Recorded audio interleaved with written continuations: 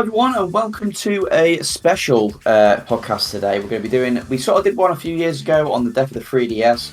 The Switch 1 isn't quite dead yet, but we are sort of ending this era of Nintendo and moving on into the next one of the Switch 2. We've already done a podcast on the Switch 2 and our initial thoughts on it. There's been quite a bit of news since then. But today we're mainly going to be talking about the Switch 1, a little bit about the Switch 2, our Switch 2 wants. And we're just going to be reflecting on the era of Switch 1, which has been a long fucking time. It's been about 8 years. Yeah, it's been about just over 8 years, right? I think, yeah. 8 years. Sure, it released in 2017, and it's 2025 now, so it's just been over 8 years, yeah. Yeah. And life has changed a lot in that time for, I think, all of us. 8 years is a long time of someone's life. So I guess I just wanted to sort of start by sort of talking about, you don't have to get too personal, but like talk about like where we were at with the start of the Switch era and then the end of it, because I think all of us are in our 30s now, but when the Switch 1 came out, we were all in our 20s, right? Yeah. Which is scary. Yeah, it's scary. And I remember thinking about when I first got the Switch, I remember seeing like the UI and what have you, and I was like, this is going to be my comfort screen for the next God knows how many years. I did not know at the time that that'll be for the next 8 years. Yeah.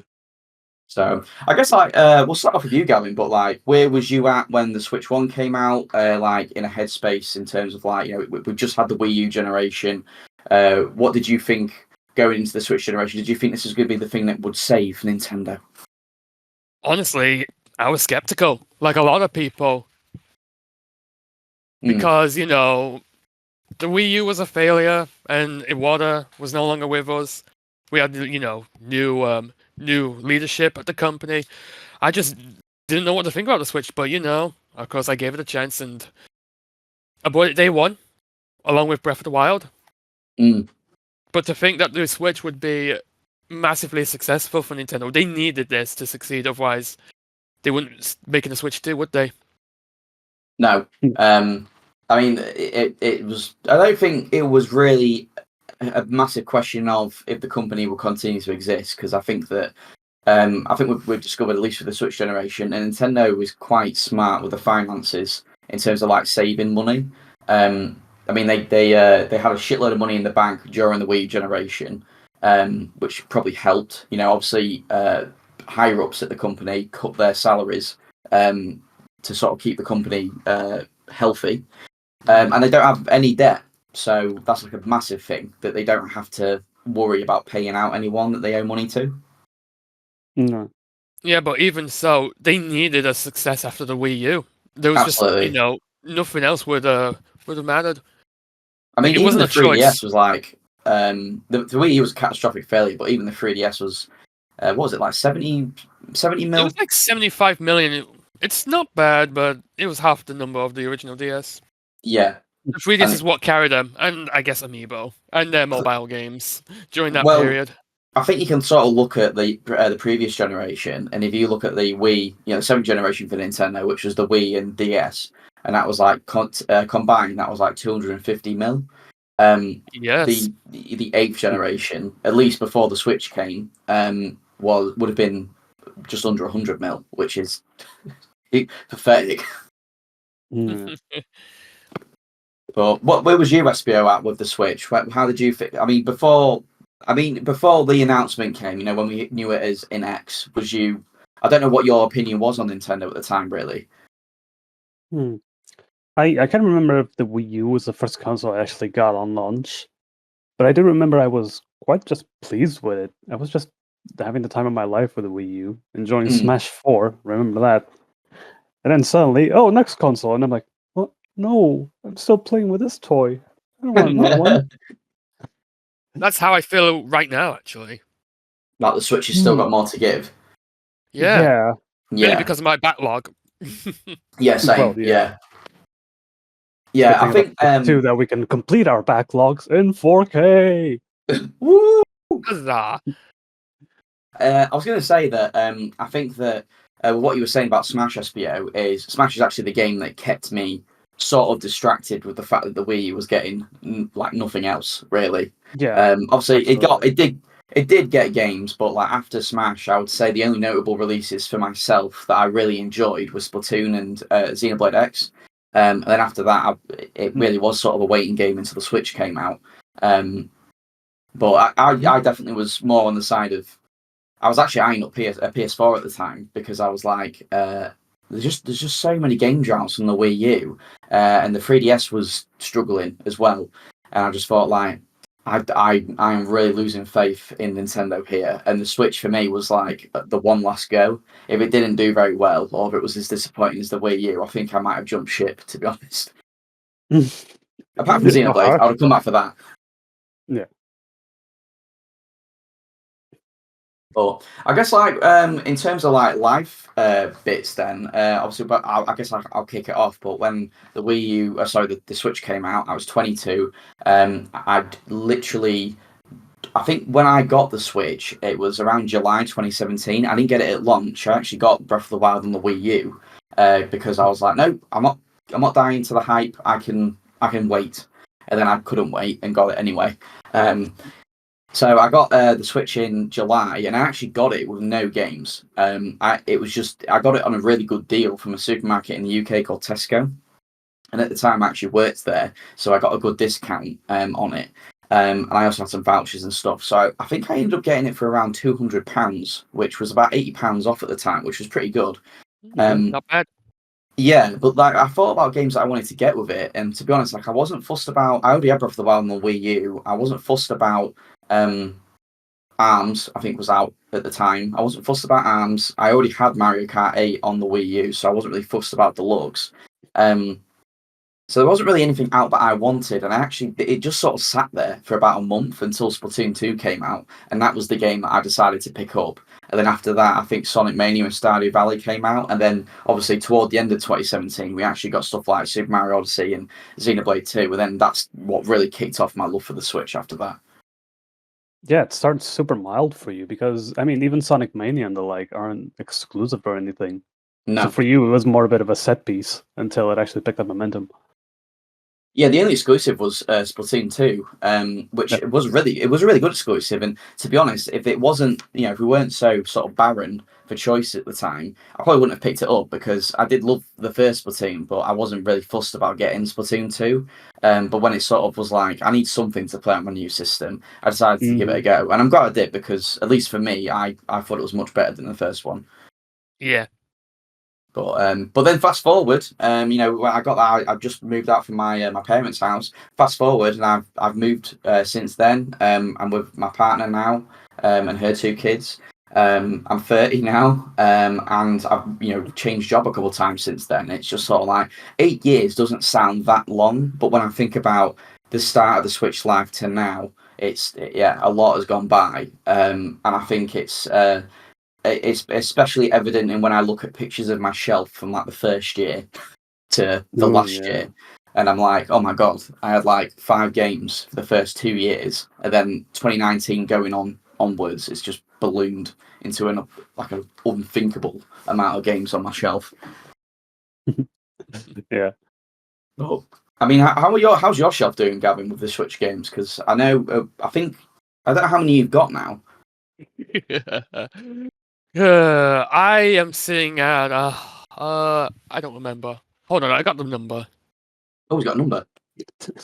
I currently have 118 physical Switch games. Ooh, is that the biggest physical collection you've got? No, the DS still beats it by a fair bit. Yeah. I think I have like 150-ish DS games. I was going to say, I know you had a lot of DS games. Yeah. Jeez. Yeah. To be honest, I don't see it ending anytime soon. I think I'm going to keep playing as a collection and Switch 1 games for years to come. There's still, so many games I could add. Yeah. There's bound to be tons of hidden gems out there that I haven't looked at yet. Who knows? Yeah, and there's still games coming out for Switch. 3 houses. Yes, I know. Yeah. Thank you for. I want to. All right, I want to. I know you do. I mean, But that's something we'll I'm get very into when we busy talk now. about our top 5 Switch games because there's so many that we could fit in there. But yeah, just before we move on, sorry, with you saying that you're busy now, Gavin, like where would you say that you was at the start of the Switch generation to where you are now? Like 8 years is a long time, isn't it? Yes, it is. Well, how do I explain this? A lot has happened to me in the last couple of years. Mm. In the Switch, at the first, like when the Switch first came out, I was just my usual self. But since then, I've moved to a new house with my family. I have Yeah. gotten a job at a hotel. I'm still working there now, although I don't know for how much longer, given how things are going. Long story. And I am. I am. Do I want to say this in the podcast? I'm aspiring to become a video game developer Mm. now. And that's something that's like sort of. I mean, when the Switch came out, I don't know if that's something you were gunning for. I think that came maybe a couple of years after. I was dabbling with the idea back then, but Yeah. like at the start of the decade, that's when I decided, yeah, this is something I actually want to try to pursue now. Yeah. How about you, SBO? I mean, obviously we catch up and we've been in consistent contact since then. But it's one big crazy ride, isn't it? For me, not that much has changed the past 8 years. I mean, I'm still working at the same job I was, still doing the same hobbies. And it just felt a bit more gradual to me, the change between Wii U to Switch 2. Yeah, it's not as So it's a bit of a drastic. different experience. Yeah. Well, that's probably because the Wii U got discontinued before the Switch even came out. You pretty much had no choice but to transition smoothly to the Switch. Yeah. Well, Also, there was this is nothing something I to was going to play in the say. last few months, was there? No. I was going to say this, but like the Wii U obviously like ended very abruptly, and it was just sort of like, right, Wii U's dead now. Run with the Switch. Whereas this, the Switch to the Switch 2 is going to be a lot more. On Nintendo's front, I feel like they're going to drop the Switch like a sack of shit, and then just do Switch 2 stuff now. But in terms of like third party support and what have you, I think we're going to have a lot of support for the Switch to come. To be honest. Yeah, definitely. I But know the even indie devs are Nintendo going to themselves. support it a lot. Yeah. But even Nintendo themselves, I don't feel like are dropping instantly. I mean, Metroid Prime would be a perfect candidate for the Switch 2, and they're just gung ho on being it on the Switch 1, no matter what. Mm. To be fair, with you saying that, I guess that with even when the Switch came out, I mean, it was a different period back then. Like weren't as confident in the Switch, to the Switch, haha. But like I would think of like games like Samus Returns that came out on the 3DS, that everyone was sort of like, please just put this on the Switch. But they decided to put it on the 3DS as like a failsafe. I mean, seeing the hype over the Switch too.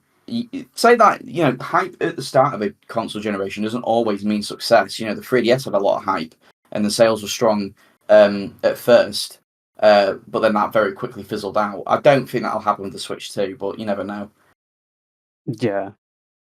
But let's jump straight into our top 5 Switch games then, and then we're going to finish off by talking about our top 5 Switch 2 wants. Yeah, I mean, plenty of games to choose from. Like we said, we've all got like backlogs of plenty of games to play. And one of my favorite things about the Switch One is the fact that, and I think a lot of people might miss this because some third-party games can be a bit hit or miss. But I think a big reason why the Switch is so good is because of the amount of third-party games that came to the Switch in a good form as well. Yeah, the Switch has an enormous library of both physical and digital games. I think it's like at least 10,000. I know those If you poor include digital Nintendo developers exclusives. have got to test every single one for the Switch 2. Well, I admire the effort. I just think now, can you imagine that doing that? Like you've got to go through, hentai AI slop number 30, and then they'll put it on the website and say this does work. But are you going to play the game? You're not going to boot it up, get to the title screen, and go, okay, it works, whatever. Why are games like that even on the Switch to begin with? Official Nintendo still quality my ass. Yeah, I mean they've sort of like improved the eShop recently to try and make it a bit more, try and filter that out a bit, but it's still going to come through. I mean that is something that we could talk about in a bit because one of my Switch 2 wants is no AI slot please, but we'll talk about I'll top 5 Switch 1 games. We'll start off with SBO. Tell us your number 5 on this top 5 Switch games list. All right. So my list was made for games that only debuted on the Switch. Mhm. So no You Xenoblade stole 1 that from definitive my edition or idea. anything. That was my idea. Not Come quite. on. Not quite. First of all, it's not stealing. Second of all, this wording is a bit particular. Debuted on the Switch. So I think at number 5, I put Pikmin 4. People Excellent. who Oh, I know thought me it would be know I'm a higher. Pikmin head. Yeah, I'm a Pikmin head, but Pikmin 4 is just good. Just good, good, good, good, good, good, good, good, good, good, good, good. But Yeah. good isn't gonna win you first place, is it? It's got Would you flaws. say it's the best Pikmin game? It is the best Pikmin game. I'm not so sure about my favorite. I love Pikmin 2. I think I might love Pikmin 2 more because it's just so broken and funny. But yeah, Pikmin 4 I My think favourite will be deserves. between 4 and 2. I think 4 is incredible, and like going by the best original games on Switch, I think Pikmin 4 was way up there. It's so good. Yeah. With Yeah. Nintendo creating the Switch 2 edition patches slash games slash releases whatever, there's a good chance that we'll get a Pikmin 4 Nintendo Switch 2 edition. And well, they just have to listen to the community and like add stuff like removing the auto lock on and all those sorts That of is the big weird blemish on things. Pikmin 4, yeah. They got it Yeah. right in Pikmin 3. I think Pikmin 3 had that system perfect, so why did they screw it up here? I think Hey, maybe because when it the was like a system different works, it camera works. angle. Like it was, I think they were going for Yeah. a bit more of a like. Obviously, it's like more an accessibility thing. Even though I think Pikmin 3 was fine with accessibility. Yeah. Well, even if they don't fix anything, they have to give this game a 4K treatment. They pretty much Oh have to yeah, do it by law. They have to do a 4K treatment of all the beautiful games. You just yeah. have to. No judge on earth would be like, no, you're gonna grab this beautiful game and leave it at 720. Like, no. Something I really loved about because it's one of the things that I love most about Pikmin 2, but it's like collecting the treasures. I just found them so more interesting to collect than like the ship parts and the fruit. But I would happily love it if every single treasure was just a Nintendo item because like those are the ones that I was really excited to find. And it kind of reminded me that I think that's the reason why I liked like Dragon Quest Treasures a lot as well, because it's just finding treasure, but like the treasure is stuff from other Dragon Quest games. And it makes you do the finger point. But I love that about Pikmin 4, like getting the Game Boy Advance SP and getting like the music boxes. Yeah. Yeah, the best way I could describe Pikmin 4 is like a greatest hits of all the best bits of the Pikmin series. Because you've Yeah, got, for sure. you got Oliver's Shipwreck Tale, which is like a recreation of Pikmin 1. You got the treasures and the cave systems of Pikmin 2. You got like the more streamlined nature of Pikmin 3. It's all rolled into one game. And I think it really benefits from that. The only thing Yeah. I will say is like, how do you guys feel about the like the upgrade system? Because like, I personally really liked it because Pikmin 2 sort of had that as well, but not to the same extent. But I guess it's kind of like it I can see why like fans that, like who love Pikmin 1, for example, would not enjoy Pikmin 4, but um wouldn't class it as like their favourite because Pikmin 1 you jump in and off you go, whereas Pikmin 4 has a lot more setup and a lot more like I guess you could say fluff. You know what I mean? Yeah. I think Nintendo's still trying to learn a bit how to do proper tutorialization in the Pikmin games. Because like in Pikmin 3 Deluxe, you have like 5 menus dedicated to explaining things. You have the manual, the controls, the guide, the quick guide, the whatever. And in Pikmin 4, they still haven't quite figured it out. Yeah. Mm. I guess the weird thing Also, about Pikmin 4 as well is that this is like because we're talking about the tutorials at the start of the game, but I guess I won't call this a criticism because I mean if I look at my playtime it was like 40, 50 hours, but I got to the end and I just wanted more. absolutely. Like I would have loved to have some more like maybe a bit more more like Pikmin 2 where like I don't feel Pikmin 4 had really challenging dungeons. I think there was only the one at the end. Yeah. Yeah, but then you get to it and it kicks your ass. Oh, it kicks your ass, but I'm also like, I guess because you have the items as well, and you can sort of cheese a few bits. I was like, it Yeah. would be really And cool if we time had rewind. a time. Yeah, exactly. I just thought like maybe I would love if we had a few more of these. And I mean, I love the game so much that the only thing I've got left to do is platinum the what do they call? Not the Dandori battles, the other ones. Is it the Dandori challenges? Yeah, The challenges, yeah. Yeah, course. that's the only thing I've got left to do is platinum those, but that is something that I'm like very much into. I guess the only other thing about the game is Dandori Battle, and you guys have played like Pikmin 3 Deluxe multiplayer way more than I have. I've only really played Pikmin 4 multiplayer, but how would you say it compares between the two? It's not comparable. Pikmin 3 and Pikmin 3 Deluxe's multiplayer is just peak gameplay. Mm. Yes. Peak fun. I like Pikmin 4's. I like what they were doing, but it just feels like a step down.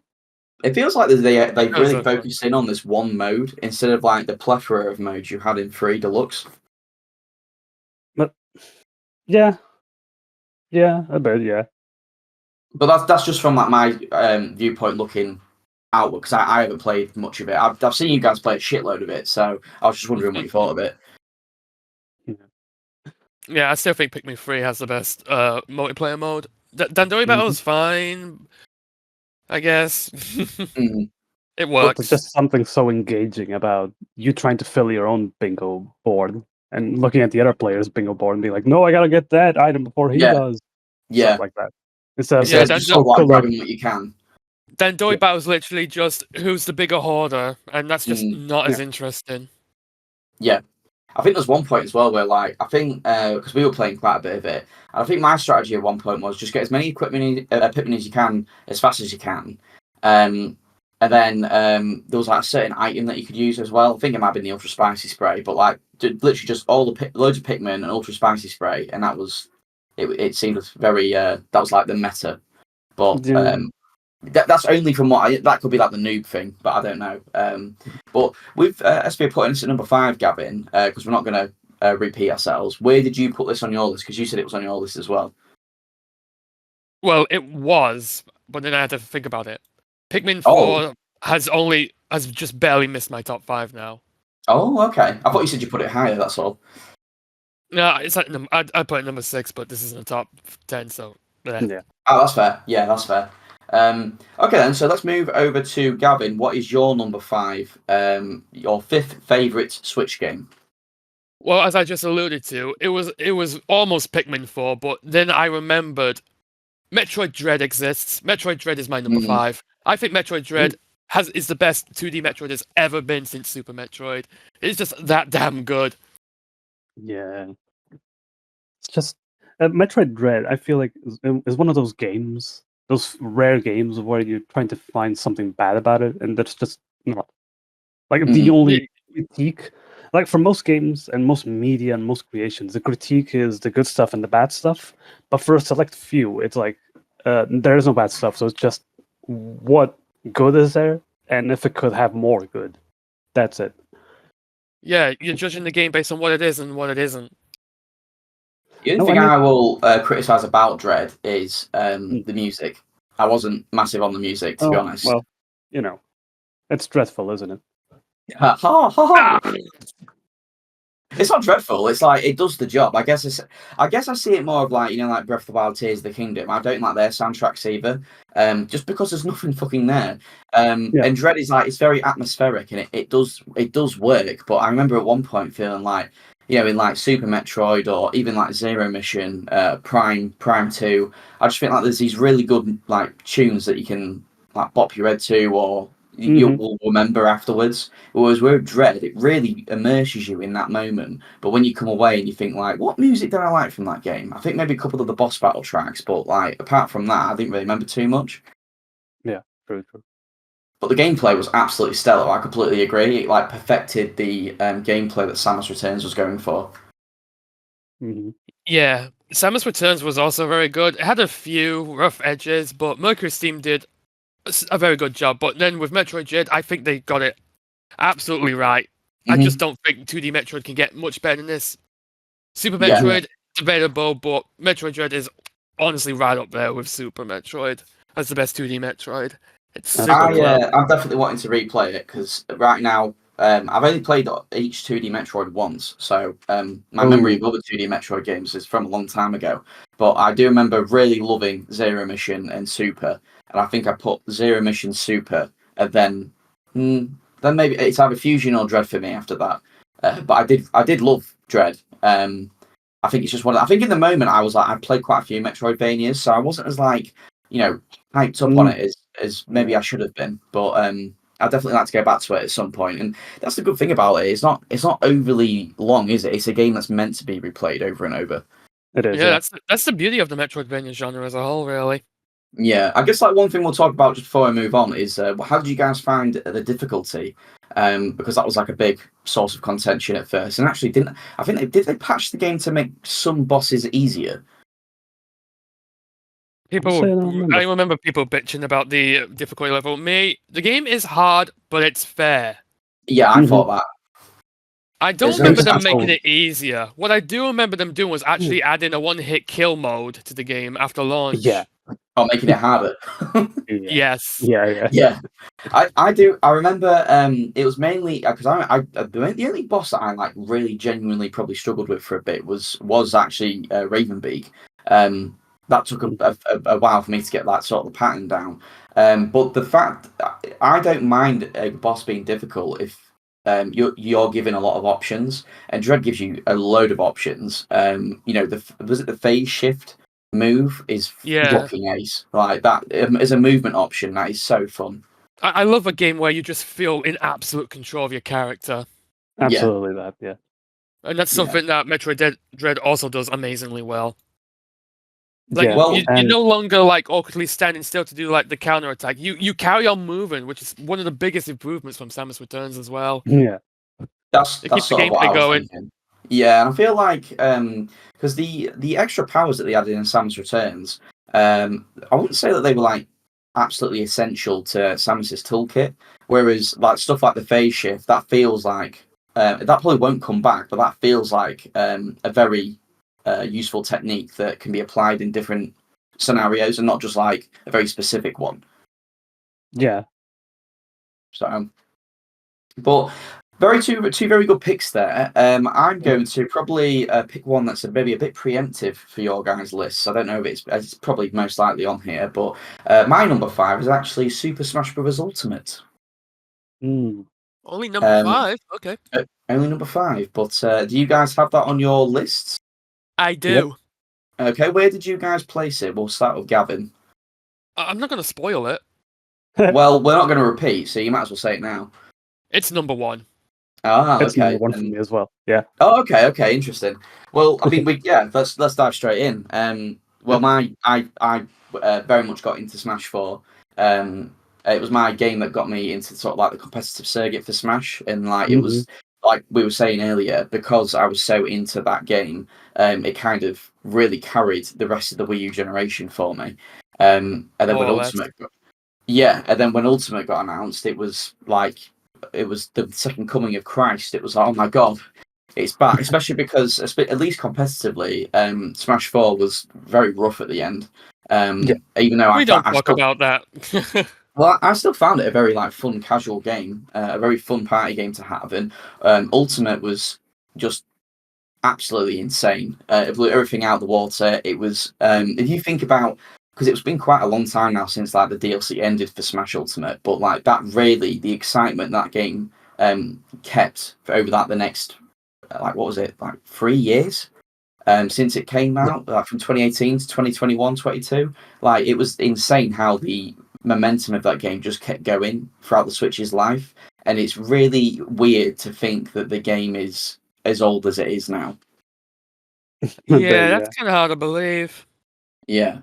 But I thought that they took everything that made Smash 4 like good and brought it to Ultimate. We've also cutting out the fat on some things. They toned down rage. I think that they sped the game up. They added some new techniques to make the game feel a bit more seamless in like control. I would say the online was probably a bit worse, like just competitively speaking, but I think it's fine like casually. I've played a lot more casual ult than I did Smash 4, and I think it's absolutely incredible as a casual game.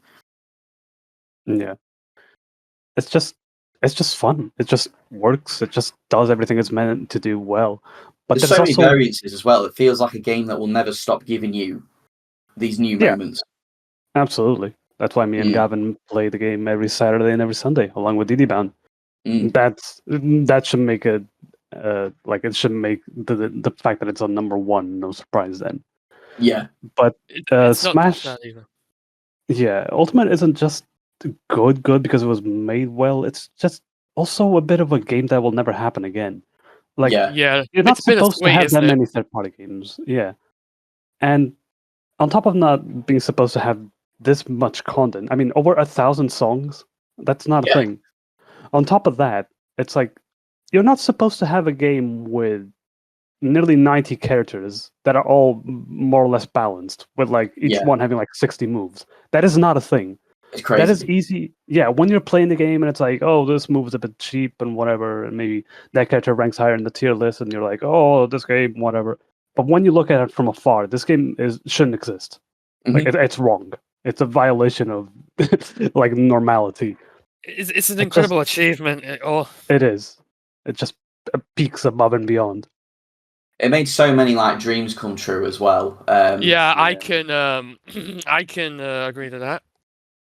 It's a game.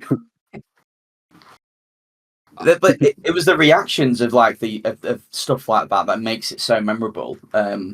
Yeah, I- the hype was insane, especially with the DLC. Yeah. Violet notwithstanding.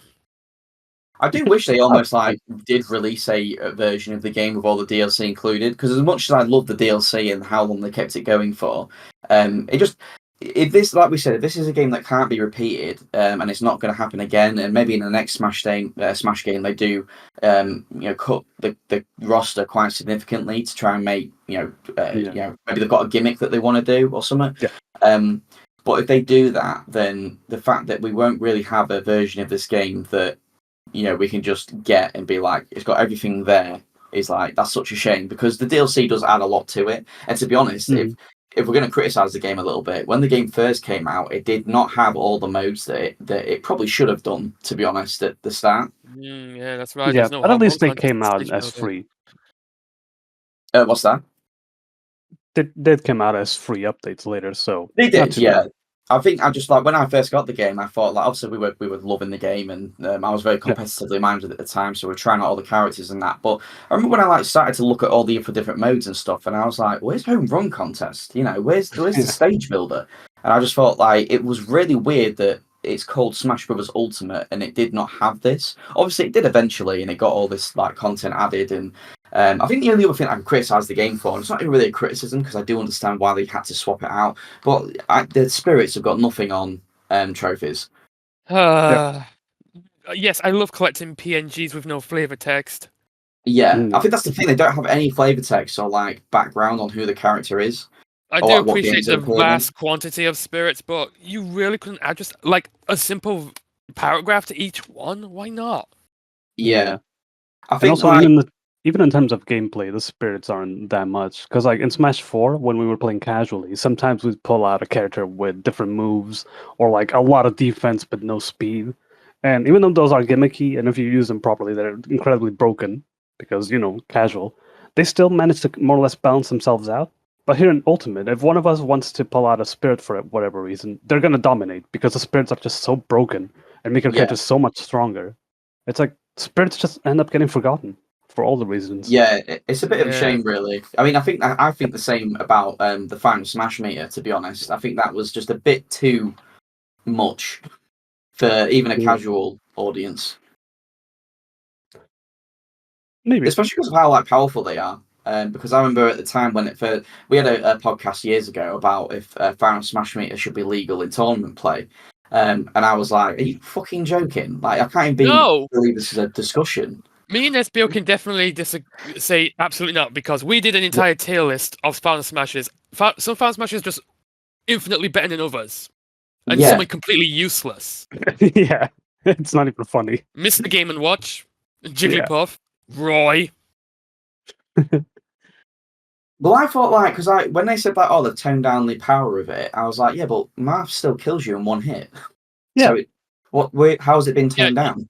just get a jab and then bada bing bada boom, best Final Smash in the game. Yeah.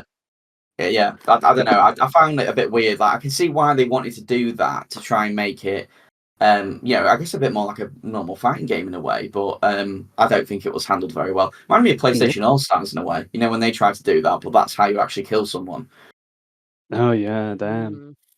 That was just a missed opportunity, that PlayStation's All-Star Battle Royale. So many potential characters they could have added and just didn't do it. No Crash, no Spyro, no Gex. Well, Yep. I know the license issues, but come on. Those are characters synonymous with PlayStation. I think the They didn't problem even is as try, well, did they? if you look at since Ultra came out, even before Ultra came out, there was a few platform fighters, but since Ultimate's come out, there's been a lot of attempts at platform fighters, and it's something that people that seem to misunderstand a lot. Is they're like, oh, we'll just play a better platform fighter. It's like it's not just about the mechanics and all that. It's about the little stuff, and there's no platform fighter like Smash. Yeah, it definitely. Ultimate definitely restarted the trend, didn't it? Now you had games like, what was it, Multiverses? Multiverses. There was a Cartoon Network one. Nickelodeon one. If you want to play a good Smash Bros. Clone, just play Rivals of FIFA. Hell, you can even mod that game to add your own characters. And I've seen some killer characters made for that game. A lot of them are like based on their Smash Bros. Counterparts too. Like I've seen a fully functioning gamer watching Rivals of FIFA. He works exactly like he does in Smash. Do you remember the game called Brawl Out? That was a plat fighter that it was at the start of the Switch's generation. It came up, and I think because it was a plat fighter, people tried it out, but it was one of those really low budget ones. It was fucking shit. I remember.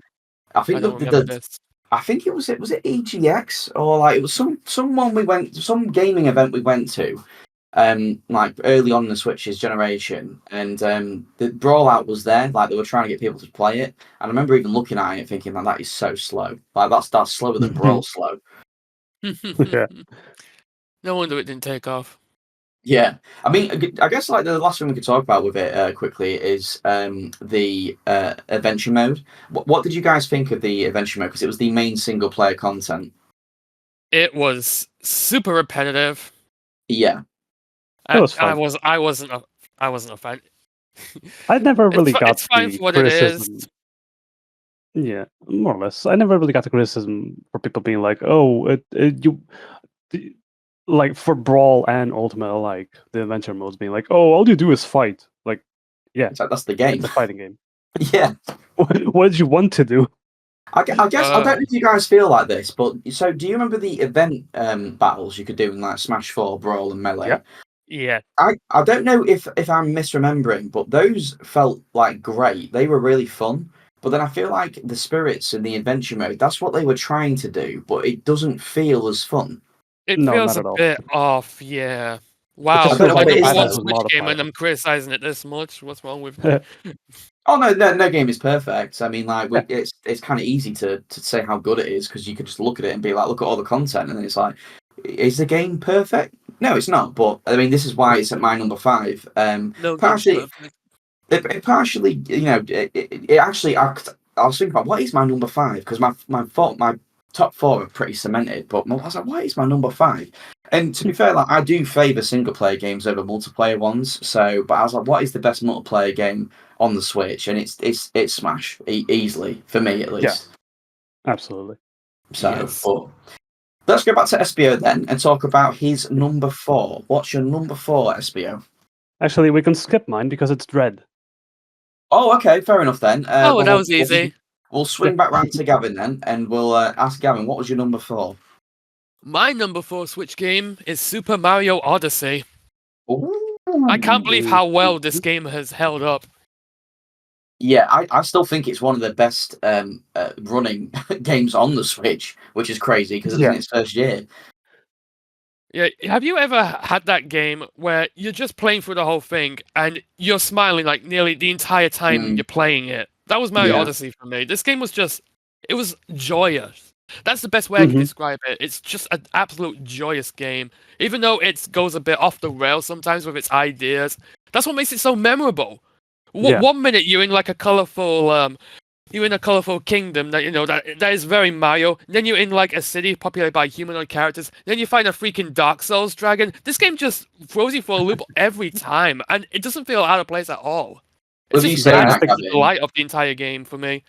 Well, with you saying that, that is like, especially at the time when Nintendo was so sterile with Mario, the fact that they did all these Yeah. crazy, quirky things was one of the things that made me so excited to get it. Yeah. And I think even Nintendo realized that making a Mario game where everything is just so wacky and off the rails and distinct really is a good idea because, hey, eventually we got Mario Wonder. And the We gimmick of did. that game is every level is just its own little janky thing. Hmm. Yeah. The So, yeah. Flying platforming Wonder like in was Odyssey sorry. is so genius as well because Yeah. each in these big open sandbox areas, which are bigger than like games like Sunshine and 64, they still manage to make every bit like useful in some way or like mean something. Yeah, I don't think they wasted any space in any level in the Yeah. game at all. Like they absolutely made the most of them, despite the relatively small size. Another Mhm. thing about the game, though, I mentioned this before, but Mario's just so much fun to control. You feel in Yeah. control. He's so good to control. Mhm. No, it's no wonder this game is just incredibly popular with speedrunners. The movement is Mm. just that good. It is pure perfection for a 3D platformer. A bit like Dread. Think about it.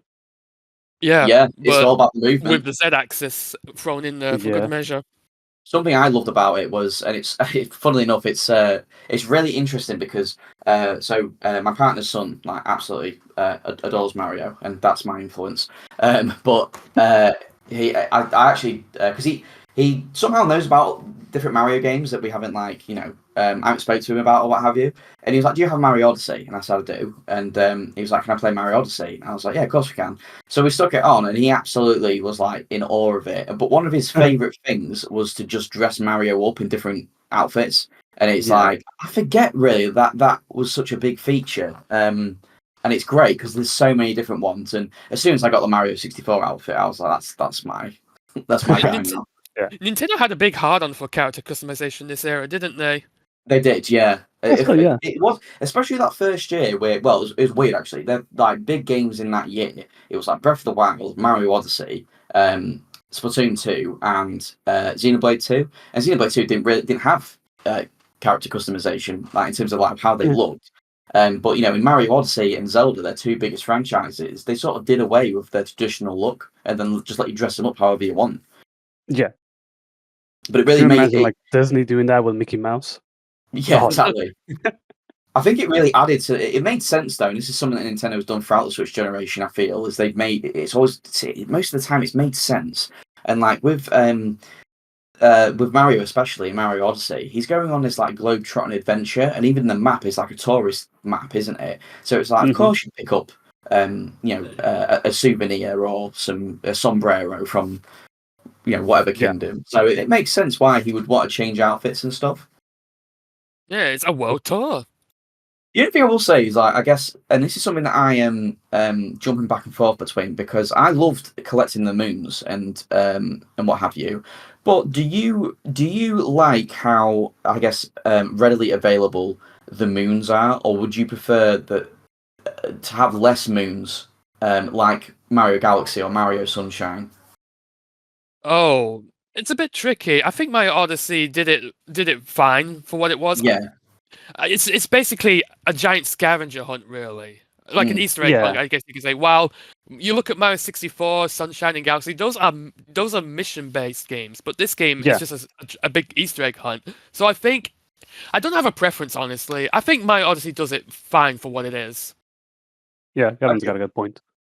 Yeah, I think like maybe with you saying that, you can sort of tell that Odyssey, your game has to be sort of designed around that, doesn't it? So I feel like if you had Mario 64 levels, but there was moons in there, I mean, to be fair, isn't there a Mario 64 level in this game? No, there isn't, is there? Am I wrong? More or less. It's The- based You can, on the you castle. can get the Mario 64 the Mario 64 model, Yeah, but but there's that's not like a about it. Mario 64 level, is there? It's not like that throwback kingdom in Galaxy 2. No, no. No, not No, but like, necessarily. I guess what I was going to say was if they have those really small levels, it's like a little throwback, then fair enough. But it's like a brand new level, like a throwback kingdom or what have you, which would have been pretty cool actually. But if they had moons in those, I guess it wouldn't fit as well as like having the stars in Mario 64, and then vice versa. Like maybe in levels this big, having like a focused star mission based structure wouldn't work as well as the moons. No, not really. Yeah.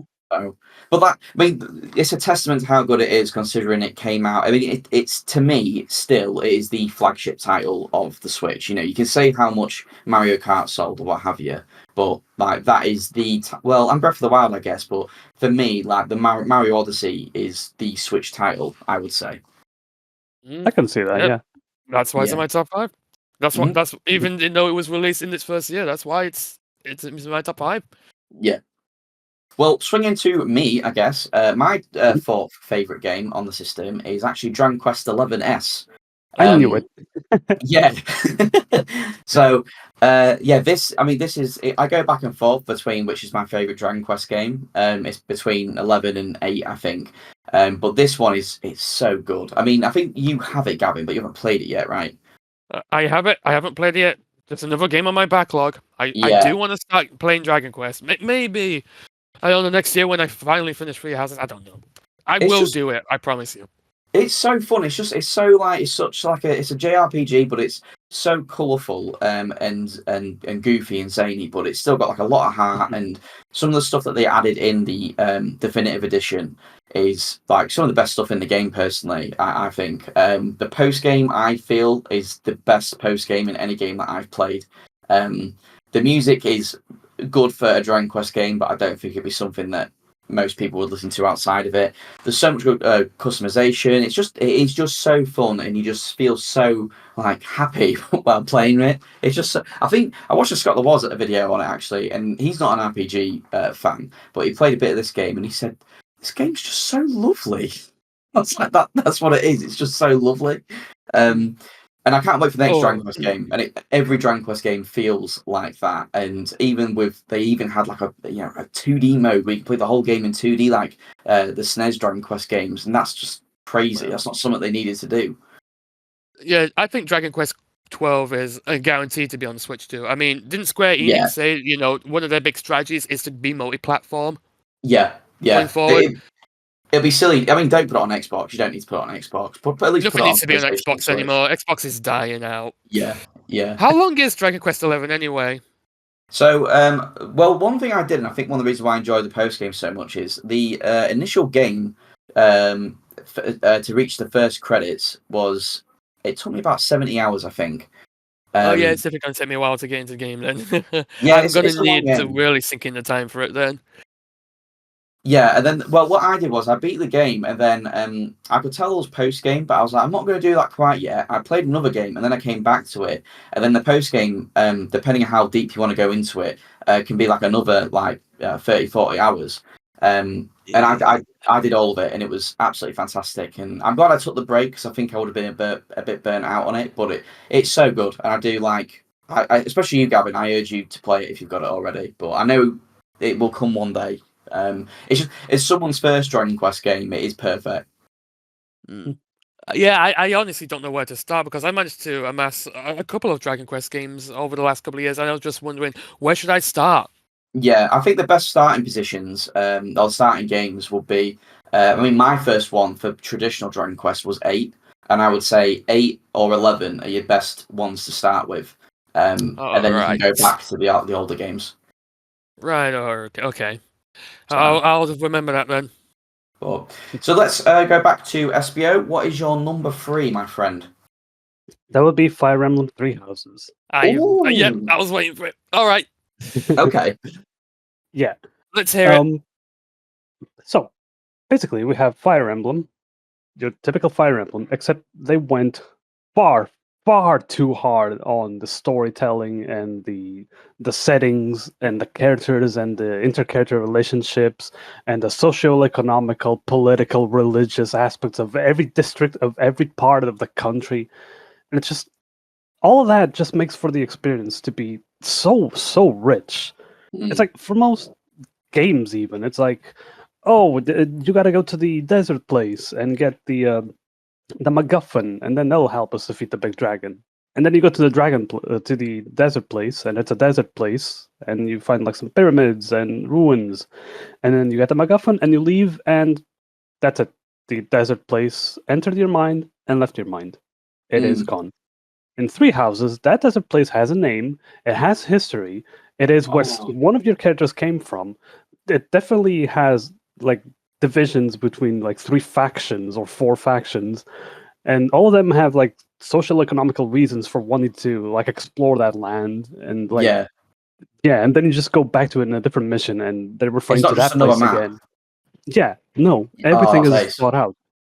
Every single interaction is all thought out and related and explored, and it's just wonderful. And it's even more so when you think about the fact that what is Fire Emblem really? It's Mm, chess, but you care about the characters, right? If you wanted to play like a strategy game where you don't care, you play like Advance Wars or something.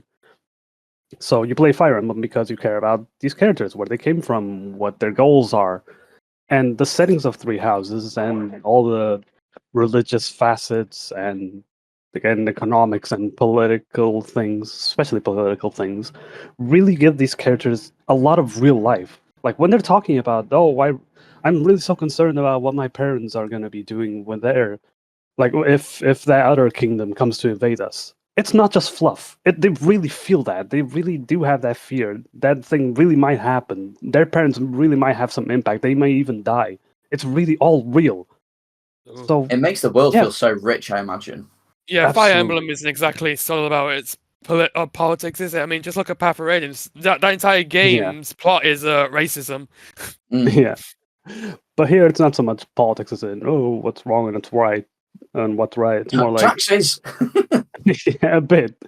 Everybody just wants for their own reasons to have power, and then war breaks out.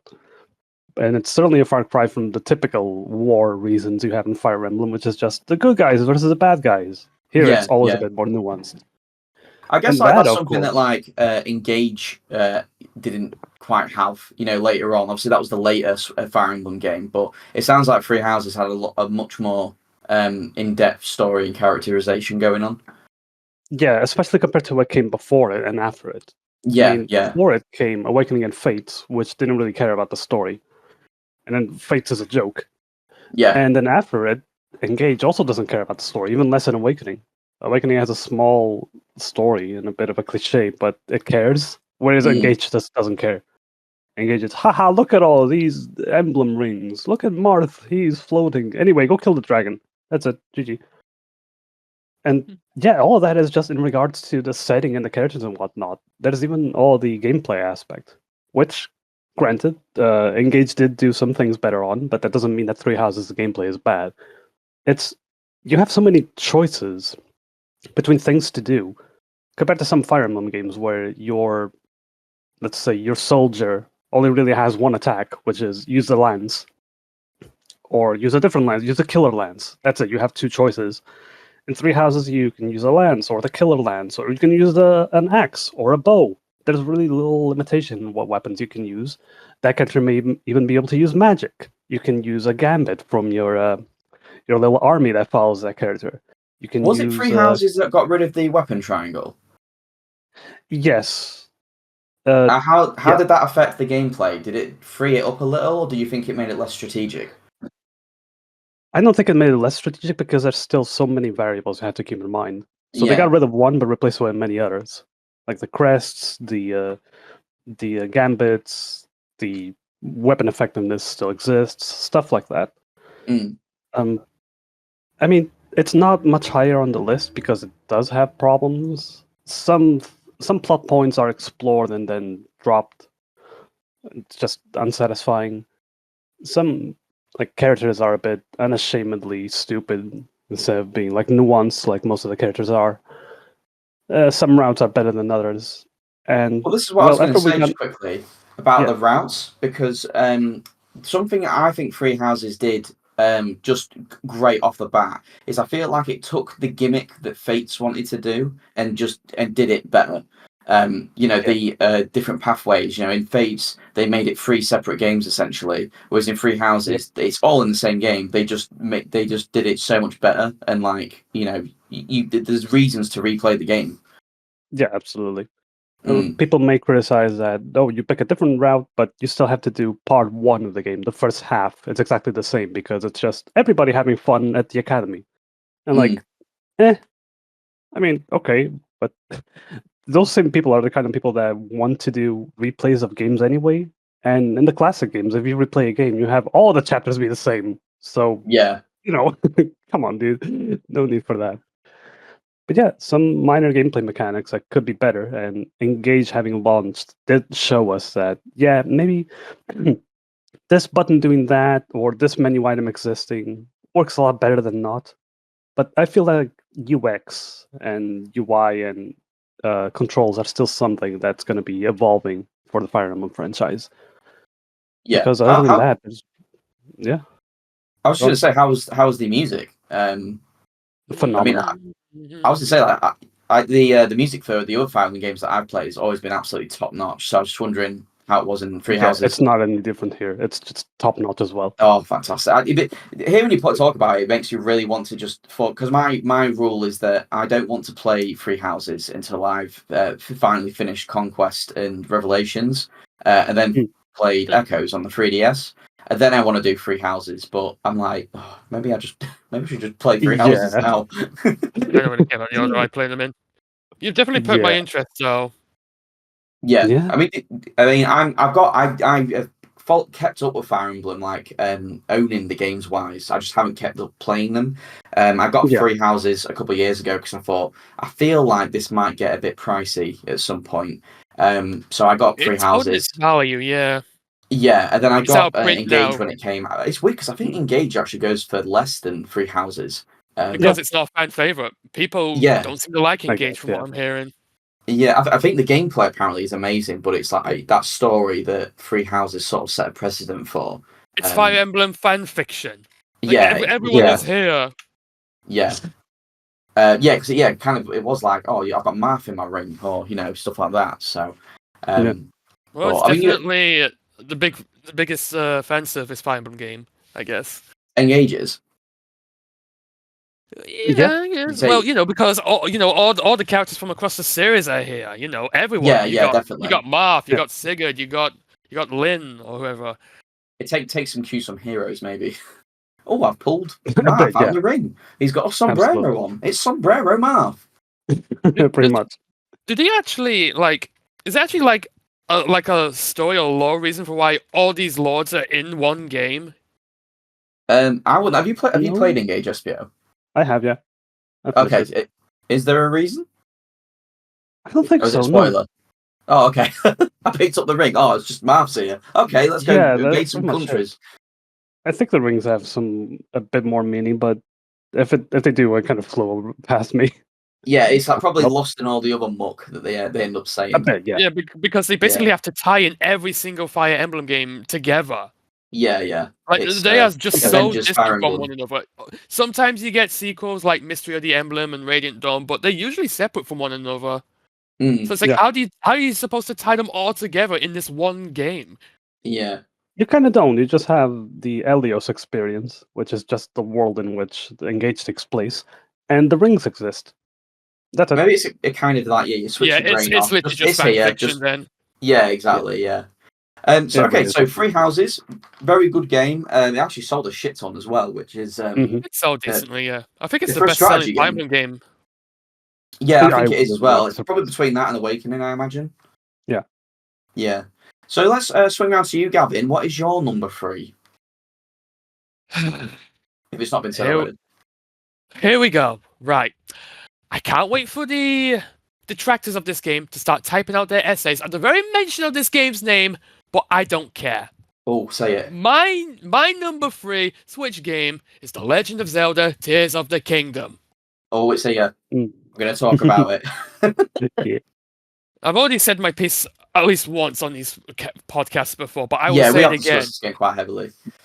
This game is a considerable improvement over Breath of the Wild. Even though it does do a few things worse, like I think the story isn't handled as well compared to Breath of the Wild, I still think everything else was improved upon. I think the world is better to explore. I think the mechanics are better. The way you explore the world is better. The side quests are better. The dungeons are better, definitely. Could you even call the Divine Beasts dungeons? Probably not.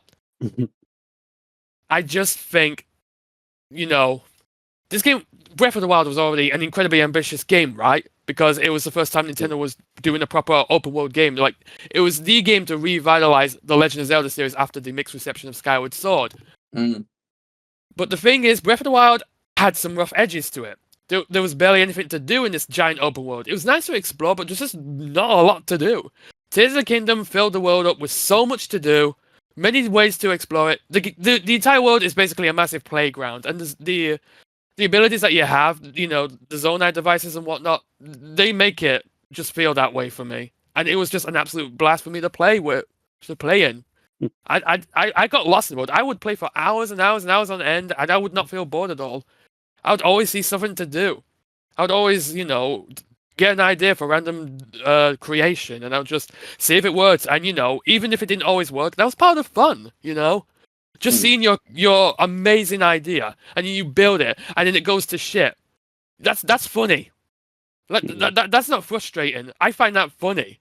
Just seeing what you can do in the game, and that to me, that's what makes a good game. It's just having those experiences, even if it doesn't always work out. And that was Tears of the Kingdom for me, honestly. I just think it did so many good things, so much improved over Breath of the Wild. I do think there are fair criticisms of Tears of the Kingdom. I do, especially with the story. The story just isn't as good. Well, the way it's presented is not as good. Yeah, I was going to say I think the story in Tears of the Kingdom is actually better, but I think the way that it's presented is not great. The one thing that should have been linear were the actual tears that tell you the story of Ganondorf and whatnot, the imprisoning war. Yeah. That should have been linear, and it would have fixed such a big issue with the game. If they just did that one thing linearly, it would have honestly been a lot better. But it's how it is, so whatever. I mean, do you share these sentiments, SPO? I mean, I could talk about I'll just say that I've talked pretty extensively about why I'm not a massive fan of Tears of the Kingdom. I mean, I did like Breath of the Wild, but Tears of the Kingdom, it hit for me very much so for like 30 hours, and then it really did not hit me very much so for the next 200. So, say that, why did you carry on playing? Say that, I'm like, well, you know what, maybe I'll find something that'll, hook me to this game. But yeah, this formula of Zelda just doesn't do it for me. But I know that I believe you really also enjoyed Tears of the Kingdom, right, SPO? Yeah. I think we already talked about Tears of the Kingdom and Breath of the Wild in the Zelda podcast. We would have done, actually. Yes, I believe so. Was it the one that we did years ago? Because I think that it was for the Tears of the Kingdom 35th came anniversary out. of the series. Tears of the Kingdom wasn't out then. We were talking about what we wanted from the game. Right. But that was really about it. Would you say that you got everything that you wanted from the game, SPO? Yeah, it's complicated because it's hard for me to see Tears of the Kingdom by itself. I need to see it with Breath of the Wild. Then maybe I'll also point out that Tears of the Kingdom is not on my list, but Breath of the Wild is. Oh, interesting. Yeah, Breath of the Wild is second place. And actually, that's why I was specific with my language in saying that my list is for games that debuted on the Switch. Hence why Breath of the Wild is there, even though it's not a Switch exclusive. It did release on the same day as the Wii U version, though. Exactly.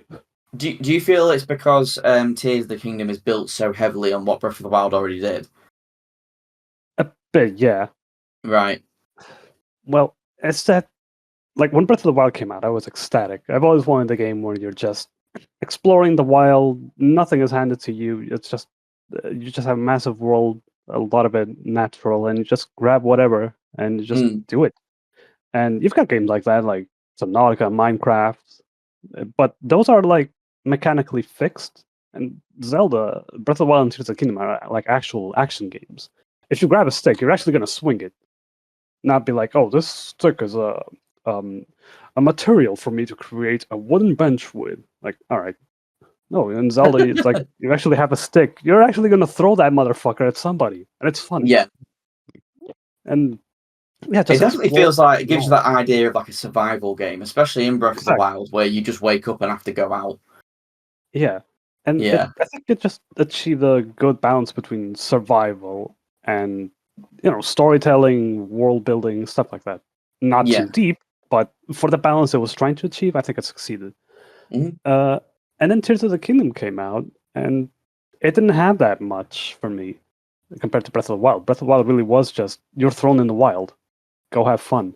Tears of the Kingdom is more like go play in the engineer's workshop. Every time you pick the Ultra Hand tool, you're playing on the engineer's workshop. But Yeah. if you actually want to engage with nature and explore and whatever, like you're not.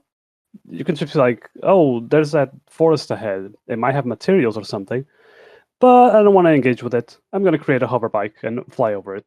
Like, Yeah, I guess all right. because you get the options, you are, and I think that's one of the reasons why like, Tears of the Kingdom doesn't hit for me. Same with Breath of the Wild in a way, but more so Yeah. with Tears of the Kingdom, is that because you're giving so many options, it makes you feel like I feel like there should be more limits on this game I to bet, yeah. like, yeah, to make me like sort of appreciate every part of it.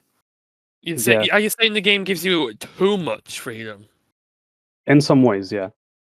And not just that, but the fact that it also has more to it, like more side quests, more people and whatnot, it just makes every single point feel like, I don't know, a point, like an actual thing. Oh, And that in Breath of sounds a the bit Wild, like an sometimes, Ubisoft formula problem. oh yeah, a bit, yeah. And in Breath of the Wild, sometimes the silence spoke for itself. Sometimes you Mm, were making the track from point A to point B, not because like you engaged with point A and now you have to engage with point B, but really because on the track there, you don't know what you would find. You could find like some beautiful new landscape or a new side quest or whatever. And in Tears of the Kingdom, everything just feels so much more blocky. Like this is going to be here, and this is going to be there, and this NPC is yeah, telling you to go that way, and you have as tools to drive that way, and it's just, meh. I'm just as much following as arrows. I loved the villages in the game because it reminded me of places like Windmill Island and places like that. Like sort of like the hub area or hub village where there's like a load of different quirky Zelda characters, which I don't really feel you got as much of in Breath of the Wild. I do feel like the hostility of Hyrule in Breath of the Wild felt like a lot. In fact, it just gave the game much more character than I think Hyrule has in Tears of the Kingdom. Um, Yeah, because you do feel that survival element. You feel like the world is desolate. Whereas in Tears of the Kingdom, obviously it's a sequel, so things have been sort of fixed up quite a bit. yeah. I guess you can put it in as a sort of thing I'm still trying to explore in my game development journey, but it's a bit how like some games and some environments were not made for you, and I think Mm. Breath of the Wild is like that.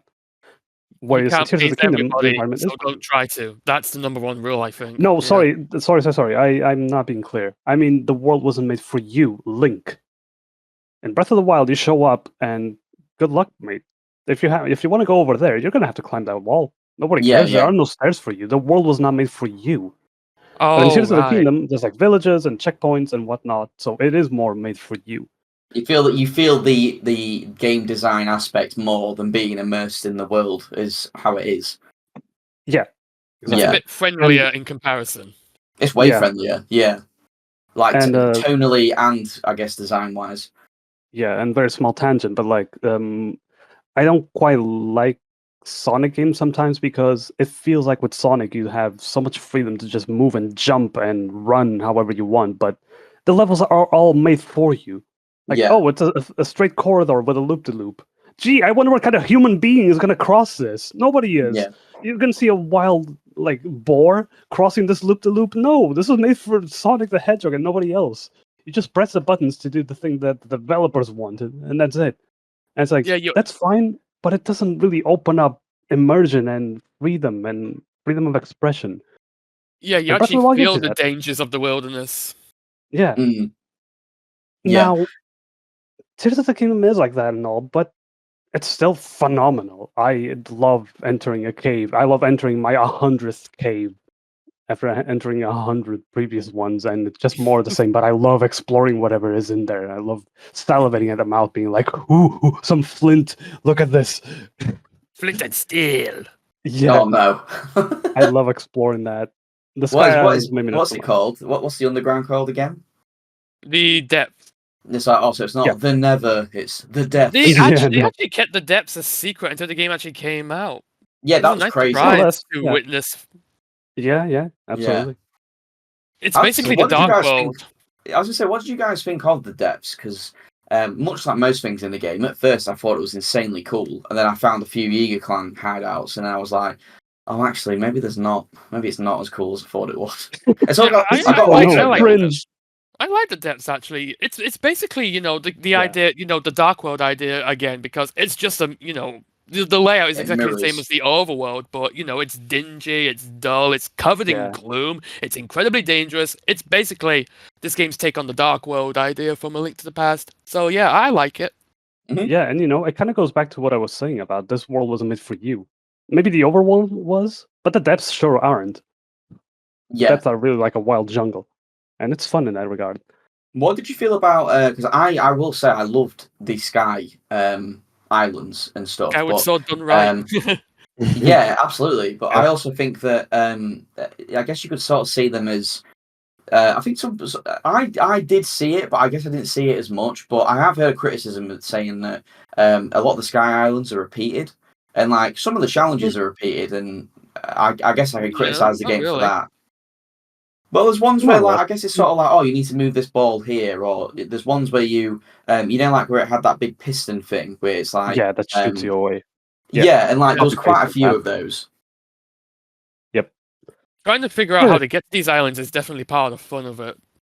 Well, I do I like the bet, yeah. fact that instead of just going to the shrine and the shrine being the challenge, sometimes the shrine is the reward, but getting the Mhm. shrine available is the challenge. Yeah, and I think that's fine. Yeah, I think that's fine That's too. quite It lovely. kind of Yeah. reminds me of like, weirdly enough, it reminds me of Skyward Sword, where they changed it so getting to the dungeon was almost part of the dungeon. It wasn't just Yeah. the dungeon and then that's it. So Yeah, absolutely. yeah, but So yeah. okay. We'll move on from that then. Big old Tears of the Kingdom debate. The debate will rage on for years, as it always does with Yeah. Zelda games. It's all right. The Yeah. Zelda cycle will hit Tears of the Kingdom too, and people will be like, you Yeah. know what? Actually, that game was great. Yeah, Tears They of the did it. Kingdom. They, Yeah, I they did liked it with that. Wind Yeah, Waker. They did it with all the other 3D Zeldas. Tears of the Kingdom will have its day. yeah. People The are only one I didn't already have it to entering was the Breath part of of the Wild, I think. Yeah, people are already entering the part of the cycle where they're saying that, oh, Echoes of Wisdom was pretty boring. Yeah, So we're there already. yeah. Oh, Okay. already, it hasn't even been a year. So moving around to my number 3, just for context, my criteria for my list was there is no criteria. So if a game is on Switch, it can be on my list, whether that's a Right on. remake, a port, or a collection, or what have you. I do have criteria. What's that? Sorry. I do have criteria, and it's very Yeah. So simple. My what? criteria is no remakes, no remasters, no Wii ports. It's as simple as that. Okay. Otherwise, Well, yeah. it's not similar. It's the opposite. Yeah, mine is the complete opposite. Mine is like Yeah. mine's like it's the no restrictions format. No, I'm I like, didn't say on similar. Switch, It's simple as that. Final Fantasy VII. Okay. It's the port of the 1997 game. It could be on the list. It's Oh. not, but it could be. Okay. But anyway, yeah. Sorry. So number 3 is for me, Witcher 3, Wild Hunt. Ooh. So this is a very. Sorry, Gary, what was you going to say? I have heard that's one of the best Switch ports ever. So yeah, At so least this when is it the comes to thing. third-party games. It is like I guess it was one of those miracle ports for the Switch. I remember Joe saying to me when it got announced, he went, "Jesus Christ, Ben, that's going to melt the thing." I was like, He would say that. and to be fair, when I was looking at the screen, from when the game got revealed, apart from Geralt's face, a lot of the game can look quite blurry. But honestly, like when I was playing the game, I just didn't see that at all. And I still think it's a fantastic part of the game. CD Projekt Red did a fantastic job of getting the whole game on the cartridge, and the DLCs. And the second of the big DLCs is absolutely huge. It's like a whole other map. But yeah, it really just because for me at the time I thought like, okay, JRPGs are better at world building and the storytelling, and then Western RPGs are better at sort of like all these different things you can do within the world, but like their main story is not that good. And I was mainly going off Skyrim for that. But when I played Witcher, I was like, oh my god, you can do both. Like the main story is so good, the voice acting is so good, the gameplay is. The gameplay is probably like I would say the weakest bit, but I would say it's more so like a vessel for the story and like all the exploration and what have you. I wouldn't say that it was bad, but some people do criticize the combat, but I think it's perfectly fine. Just the world building is so insane, and I don't know how faithful it is to the books, but it is just amazing. And I don't know if either of you two have any plans to play it at any point, but I would recommend it. It is, for me, it's one of the best games on the Switch. That's nice. It really feels like I don't remember when it came out and people were like, "This is a great port." It kind Yeah. of shifted my view of the game from okay, it's a port to this is weird. This feels alien. It shouldn't be running so well. It should be here. Yeah. Yeah. But people are being weird about this. This game is weird. I think But yeah, that that sounds real good. it was. I think apart from Smash, I think it is my most played game on the Switch. Really?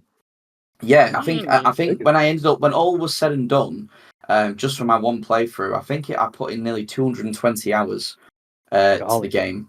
It was just amazing. It just kept going, but like not in a bad way. It was just like there's always more to explore and do, and I'd love to replay the game because it's been a few years since I finished it now, so I've forgotten a lot of it.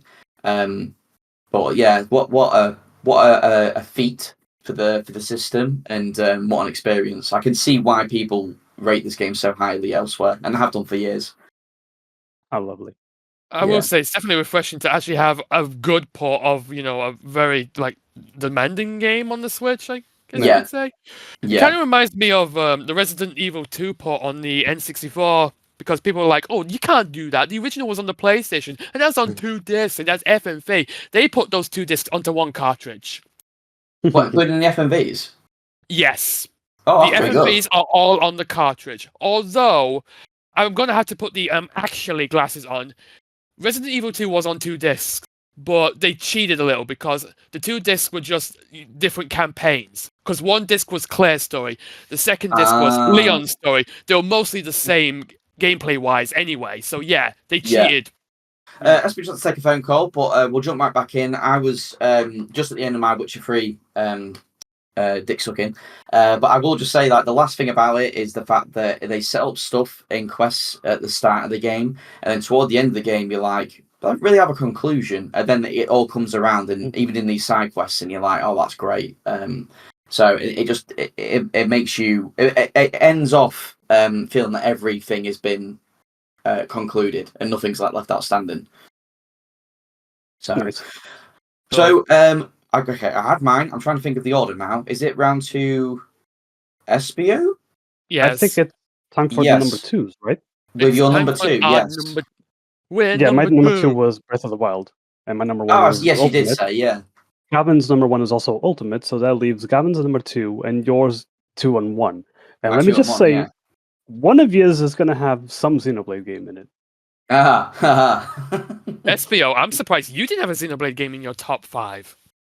Because I would put Xenoblade 1, but, it didn't debut on the Switch. It was, yeah. It's the criteria. The criteria! It's the rules, yeah. Don't break your own rules. I didn't break my own Gavin, rules. What is your number 2 then? You already know what it is. Do I? It is Xenoblade Chronicles 3. Oh. Yeah, I put it this high. Look, we are at this point now. We are at a point now. Well, I'm at a point now where I'm talking about the games that honestly are going to leave a lasting impact on me. Yeah. And that's just Xenoblade in a nutshell, though. But Xenoblade 3, despite its weird post game base game ending, which was, well,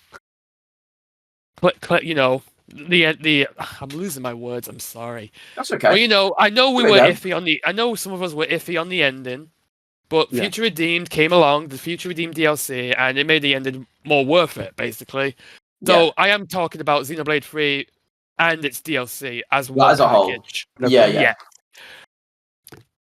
I think Xenoblade 3 is one of the most perfect endings to a video game trilogy ever. Yeah.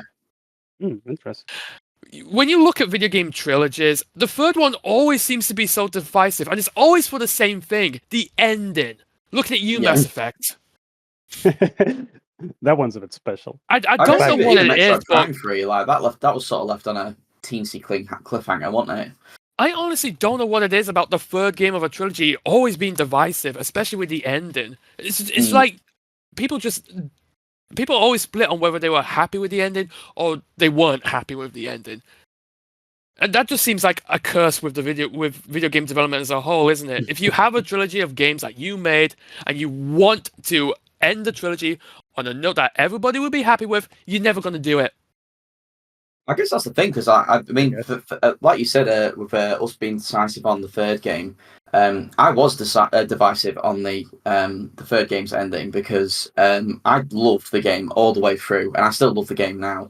And to be honest, it probably might make my top 5 in the future. Right now, it would be in my top 10, but I'm not. I'd have to think about it more, because I've only played it once as well. I definitely intend to play it again. But Future Redeemed really did redeem a lot of the game for me. But yeah, I don't know. I think because when I was playing the main game, I was sort of waiting for it to sort of like kick off and like really bring the trilogy together. And then when it didn't, in hindsight, I'm like, yeah, because each Xenoblade game does have its own story to tell. Like, it's separate from the ongoing one, you know. That's the important thing. That's what Yeah, it is. That's what each individual game sets out to do, is tell its own individual story. Yeah, and it was a fantastic story in Xenoblade 3. I think, unlike the other two had such a good ending, and I just think that the third game didn't have a bad ending. It just it didn't continue the upwards trajectory of how intense and enjoyable the story was throughout the game. It sort of stumbled a bit toward the end. Oh, come on. Xenoblade 3's ending gave us Giga Chad Rex. It's the best It ending did give ever. us Giga Chad Rex, yeah. Yeah, I will Quite the put a clock, spoiler warning at the start of this, by the way, so we can talk spoilers. Yeah, the game's been out for 3 years now. I'm not going to shy away from spoilers. that's not an excuse. I could spoil 3 houses. Well, that's your choice, isn't it? Please, no. It's not that you're not spoiling it for the audience. It's not that you're spoiling it for us. Well, But yeah, with Xenoblade, we're on the same page. We are on the same page. Yeah. What did Yeah, you I think about remember us Xenoblade talking. 3 SBO? Yeah, I remember us talking about this. Yeah, because we have had a couple podcasts on it, and I guess like we can, because I love the gameplay. I think that the gameplay is. I don't know actually. Now that I've replayed X, I would have said it was the best in the series, but I do think X has very good gameplay. So it's between those two. But I do love like the class system. I love like the customizability of everything. I love the characters. I think there's a bit of a proxy where, because the party members don't join throughout the game, it can make the party feel very close, and you get more development for every character. But you also the dynamic doesn't change a huge amount, if you get me. Yeah, honestly, just backtracking a bit, 3 houses kind of goes through the same. You just have your house, and it doesn't really change much. Which it goes a bit against some Fire Emblem games where you can get characters as close to like 5 chapters before the end of the game. But on the flip side, it doesn't mean that like, oh, these 2 characters are friends, and like you really know that. And their relationship develops so Yeah. much more. Yeah. Yeah. For Xenoblade 3, gameplay wise, I remember liking it mostly throughout, but during the last like third or something, I was starting to get a bit bored. And come to think of it, it might be a bit because of the chain attack. It's just normal battle until chain attack mode, and then you spend the next 5 minutes using chain attack. It reminds me a bit of I think Xenoblade 2 sort of has the same issue, and Xenoblade X does, where eventually the way to defeat enemies, you will have to do this mechanic. And chain attack is the big sort of that, and like the Ouroboros stuff, but more so the chain attack is how you're going to kill a lot of enemies. X has it with overdrive, and then Xenoblade 2 I think has it with chain attacks as well. But yeah, I understand what you mean. I love the chain attacks in 3. I think they're so fun. But I also understand what you mean, because it can get a bit repetitive, and not in like a good way. Yeah. But it was fine. It's certainly better than Xenoblade 2, I feel. Xenoblade 2, on top of me not understanding the mechanics throughout 99% of the playthrough, it still always had those repetitive things like the field things where you had to use specific. Oh, the field skills, yeah. Yeah. But we're not here to talk about Xenoblade 2. But yeah, gameplay was fine. It's just, I don't think it captured me as much as Xenoblade 1's, where it's more simple but more focused gameplay. And yeah, the story was like fine as well. I'm pretty sure I talked about this before, but Xeno 1's story felt more personal and grounded. and Xeno 2 and 3 just felt more like grander than Thou, which I didn't appreciate as much. But I still liked it, and I mean, I told you guys, the moments with the city and the prison they're gonna follow me forever. That is Yeah, peak Chapter 5 fucking as a cinema. whole. Chapter 5 as a whole is one of the greatest Xenoblade moments of all time. Maybe one of the greatest media moments. Mm. I mean, I don't want to be like video games are better than movies, obviously. No, but like you grew up with these characters for the past like many hours. You feel their strife and being in that suffering in the prison segment. It's beautiful. But yeah, but then comes the end, and I'm like, wait, there are so many unanswered questions. Yeah, I And think like unlike what you guys say, I don't think this the DLC helped with that at all. I think the DLC did really help with that. I don't think it answered every question, but I guess more so in like the terms of like the Xenoblade 3 story in particular, and like well, no, I do think it had it answered a lot of questions. I gotta say, I don't remember much, and I think It we did a mainly told us podcast what on was this. going on during the early days of Ionios, which was very important. Yeah, Yeah. because that was the And bit that like was like a massive blank, and I think to be honest, that was one of the things that I really missed in the main game was the world building just was not as strong as it was in 1 and 2. And it's because a lot of the characters didn't know the locations, or there wasn't no character knew the history behind a certain location because they're all so young. You know, they did, or they Well, don't have that's the memories point. of that.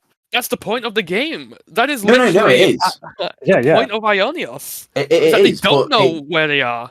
but it does make the world less interesting though, because you're not getting those characters interacting with that area. Like I think with the Orion Titan being cut open or what have you, and like they just call it like the Orion Mountains or anything like that. And like I think Lands might make a comment about how it looks and stuff, but you don't get a history about how it came about or like what people have done to sort of like move in or Yeah.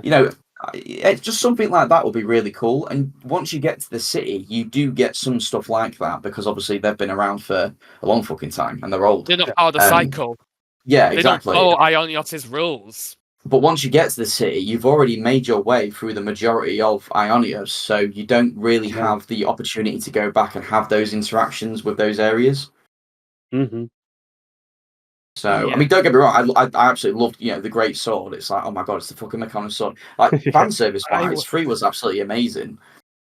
Yeah, I will actually defend your critiques on like the game's world because I think it's intentional. It's absolutely intentional, especially for those that already played Xenoblade 1 and 2, because you've played through Xenoblade 1 and Xenoblade 2. You know how those games end. You know that the games were actually connected all along. But then 3 comes along and this it immediately sets the mood from the very beginning. The two worlds have come together somehow and they're at war with each other. And you're like, why? What is going on here?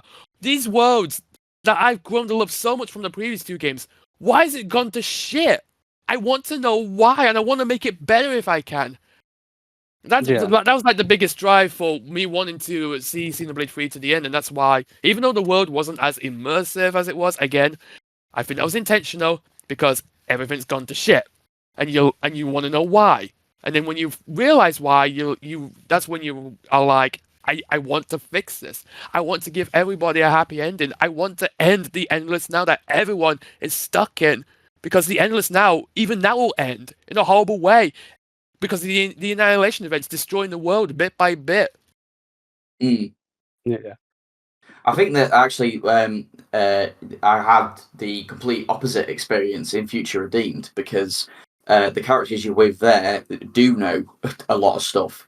And it was amazing seeing Shulk and Rex talk about, Colony 9 or the Tantal Mountains or when we got to Prison Island again. And hearing those interactions with those areas, and it was just fucking great. Like I had a massive smile on my face, and every part of that game was just so fucking good. Like that for me, it's probably the peak of Xenoblade, even more so than maybe 1. And it really, like, as much as I love the base game, the DLC really drags it up for me. Yeah, the DLC is a complementary piece to to the base game. Like, you need the Yeah. full experience to get the most out of it. And the fact that they actually, Takahashi, you are a madman. But what you did at the end of Future Redeemed, you are a madman, mate. With the radio.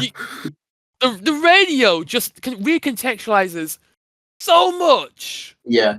Not just about I've been, Xenoblade, but the entire Xeno franchise as a whole. He did not Yeah. need to do that, but he did.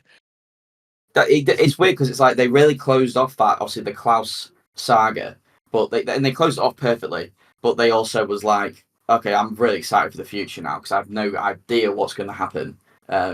We do know but Mollysoft are making a game for the Switch too. They have been like posting yeah. job listings and whatnot. We know they're up to something, and I can't Yeah. bloody wait for it. Anyway, I probably should explain this because I alluded to it earlier. I said Xenoblade 3 is a life-changing game for me. What do I mean by that?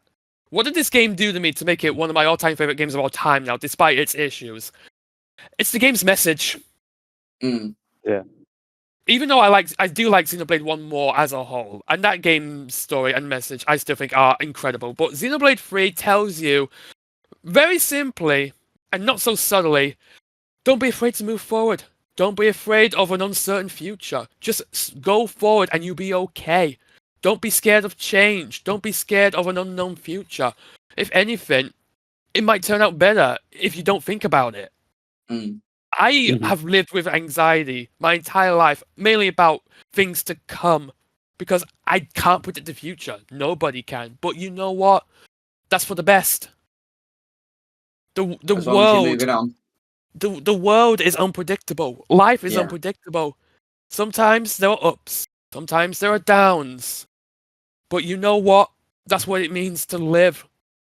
And I finally realized that playing Xenoblade 3 and getting to the end of the game and restoring the world to what it should have been.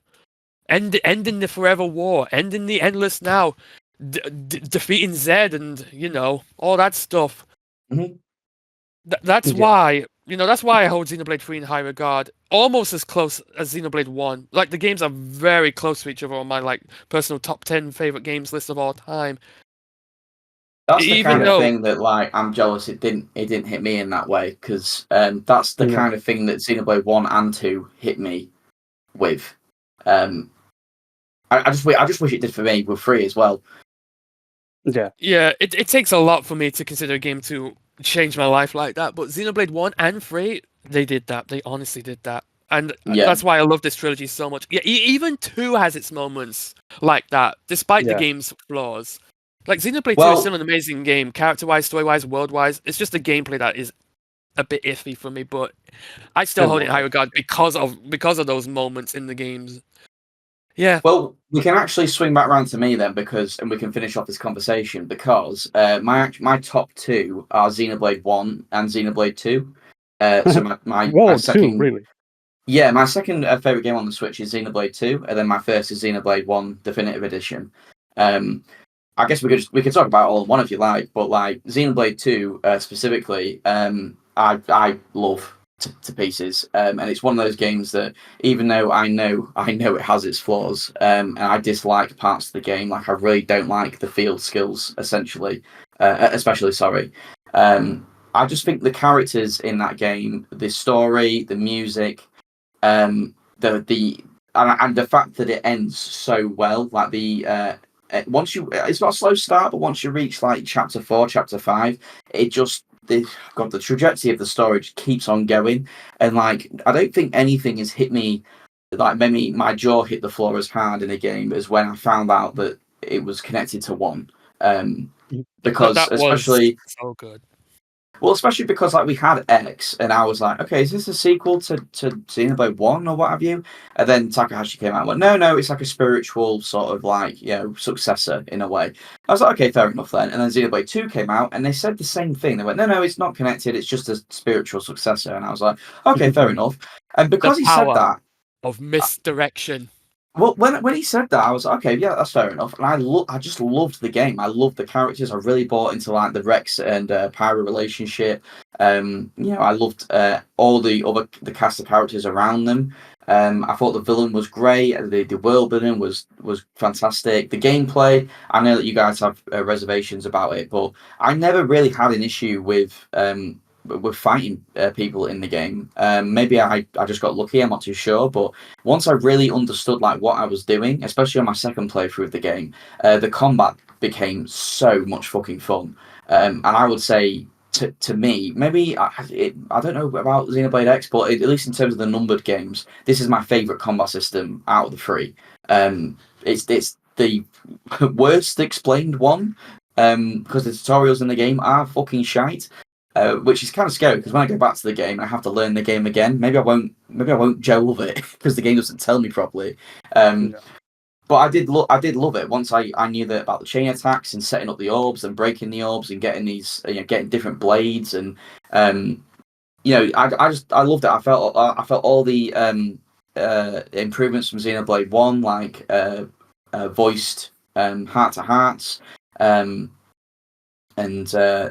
more like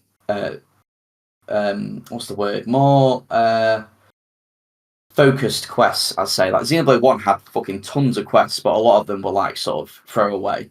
Whereas in Xenoblade 2 you had like blade quests and like maybe some more world building quests as well. There weren't as many quests, but like I think they were more meaningful, even though some of the quests were fucking shite. Like the Ursula one with the that was terrible. It took me the whole game to actually be able to finish that. What were they thinking?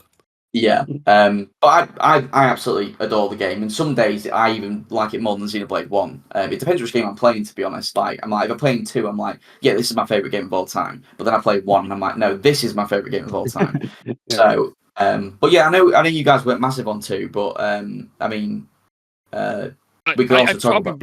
I probably underestimate it. I don't want to seem like I come off as I hate Xenoblade 2. I have a term that I've coined for video game sequels. Well, yeah, video game sequels to a game that I really love. I call it the awkward sequel. Xenoblade 2 is an example of an awkward sequel to me. Like Metroid Prime 2 is an awkward sequel. Yeah. For example, Zelda 2. Zelda 2 wasn't. That is definitely an awkward sequel, I will say, but it was just trying to do its own unique thing because there's no established formula at the time. Yeah, you can say that Xenoblade 2 still did what Xenoblade 1 did, but in a like more awkward way. Yeah, definitely. It had a lot of the same strengths as Xenoblade 1. Great music, great characters, great world. Like, whoa! Like, this game is beautiful. Mm-hmm. I had to remind myself that the original Xenoblade was on the Wii, and they were really trying their hardest to make the game look good with the Wii's limitations, and they pulled it off anyway.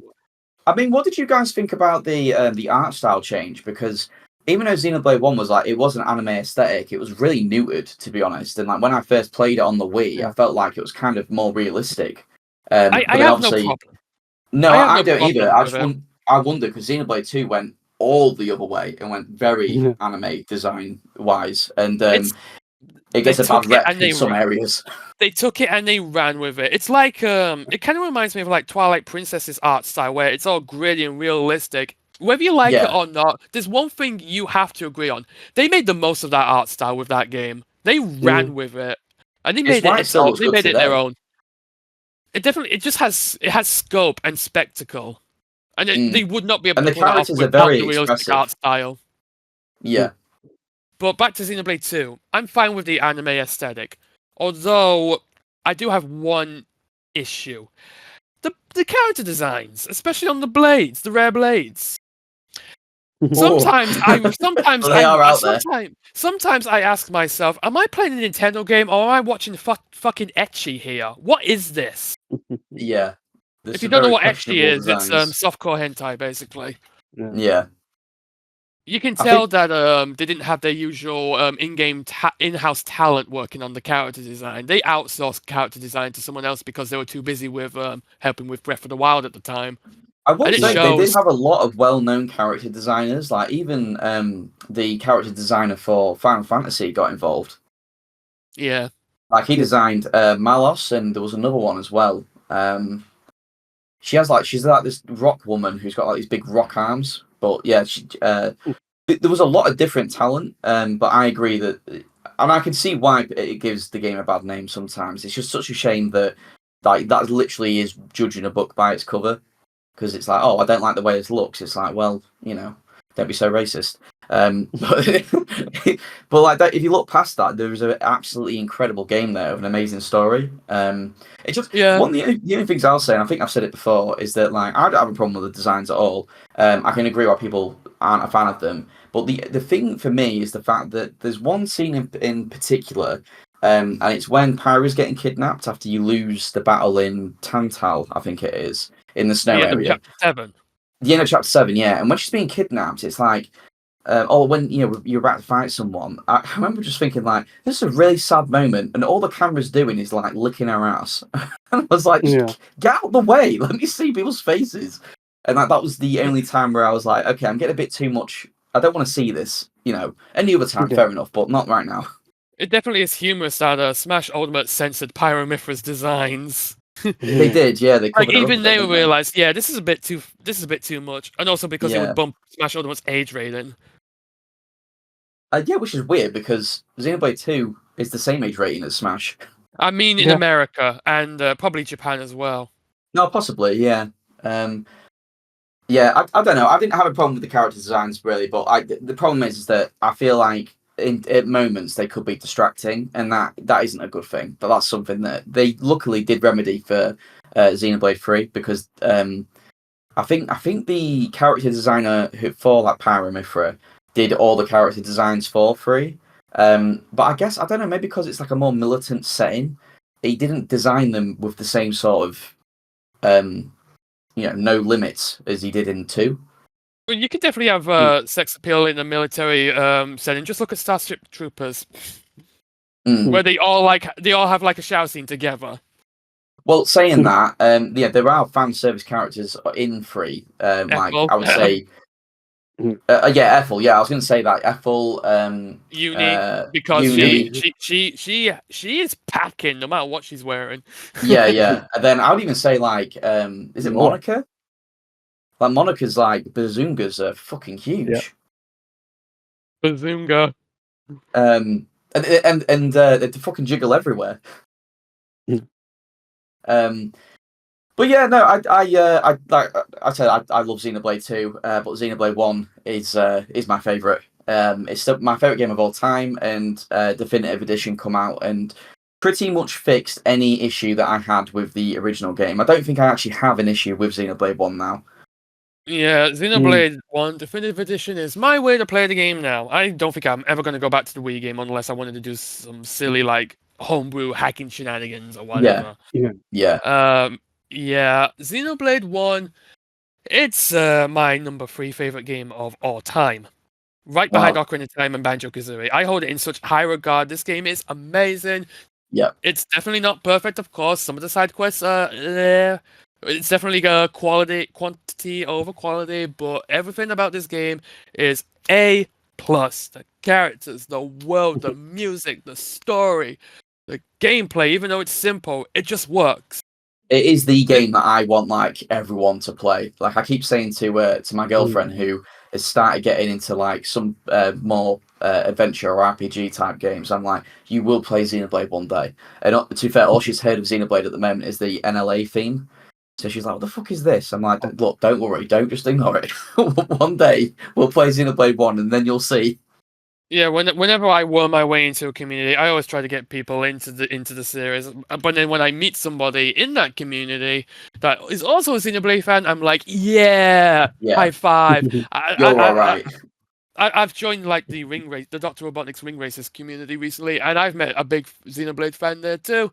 And he's like, "Oh, I'm going to make Xenoblade characters for Ring Racers. I'm going to make Dumban and Lance," and he's not got around to it yet. He's slacking.